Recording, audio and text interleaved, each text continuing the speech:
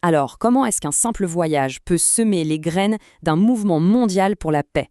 C'est vraiment la question qui est au cœur du livre Les graines de Servaas et du parcours incroyable de son auteur, Bob Lutwyler.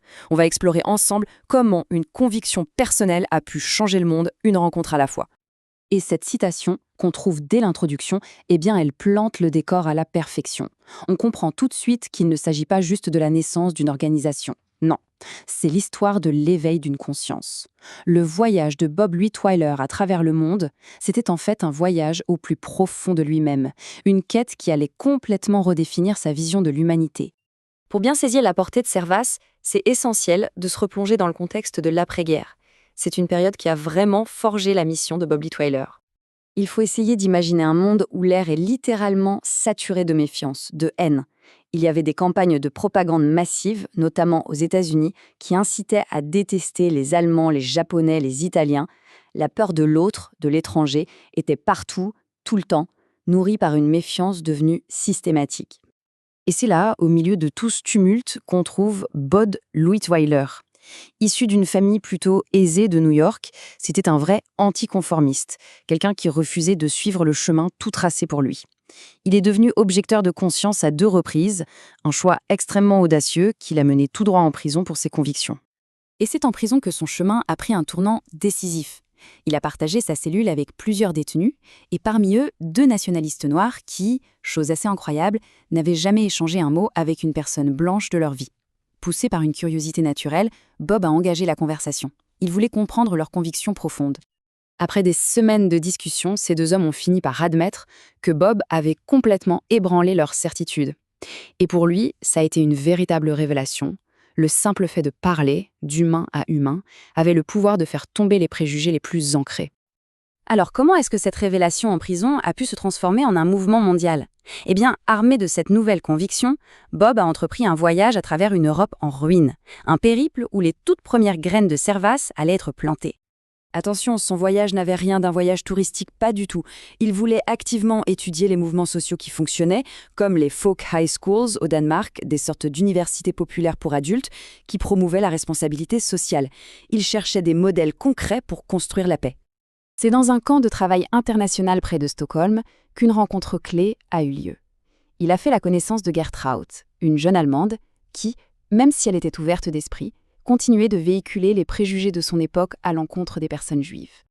Alors Bob, très simplement, lui a demandé si elle connaissait personnellement des personnes juives. Face à sa réponse négative, il lui a lancé un défi et a organisé ses séjours. Et après avoir vécu avec ses familles, sa perspective a été complètement bouleversée. Sa conclusion, toute simple, ce sont juste des gens. Voilà. La première véritable graine de l'idée Servaas venait d'être plantée. Alors, comment toutes ces expériences personnelles, ces fameuses graines d'idées, se sont-elles transformées en un mouvement bien structuré? C'est ce qu'on va voir maintenant. Au tout début, le mouvement s'appelait Peace Builders, les bâtisseurs de paix. Et l'hospitalité, ce n'était en fait qu'une partie d'une mission bien plus large qui incluait des camps de travail pour la reconstruction et un engagement très actif pour la paix au niveau local. En 1952, le mouvement a été rebaptisé Servaas. Ce nom, il n'a pas été choisi au hasard. Il vient de l'espéranto, une langue qui a été créée pour unir les peuples, et il signifie « servir ». Ce choix symbolise vraiment l'ambition universelle du mouvement, servir la cause de la paix au-delà de toutes les frontières. L'idée, ce n'était pas simplement de voyager pour voyager, mais bien d'apprendre. Les voyageurs devaient s'inspirer des actions de leurs hôtes pour devenir à leur tour des acteurs du changement dans leur propre pays, toujours au service de la paix. Plongeons maintenant un peu plus dans la philosophie de Bob Lutwyler parce qu'elle est cruciale, et on va voir aussi ses inquiétudes concernant l'évolution de son organisation au fil du temps. C'est là qu'on touche à la tension fondamentale qui a animé Bob toute sa vie.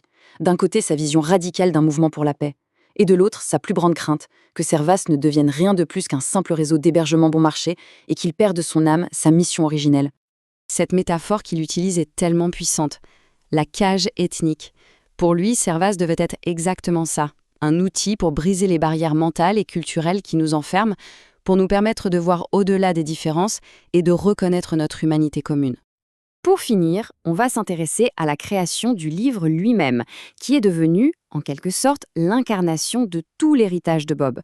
Et tenez-vous bien, un fait qui témoigne de sa détermination, avant d'arriver à la version finale, Bob Lutwyler a rédigé pas moins de 34 versions différentes de son manuscrit.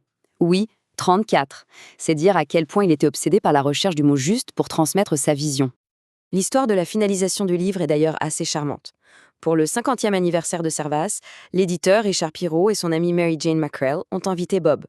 Et là, autour de bons repas et de conversations, ils ont réussi à lui faire valider, mot par mot, une version du manuscrit.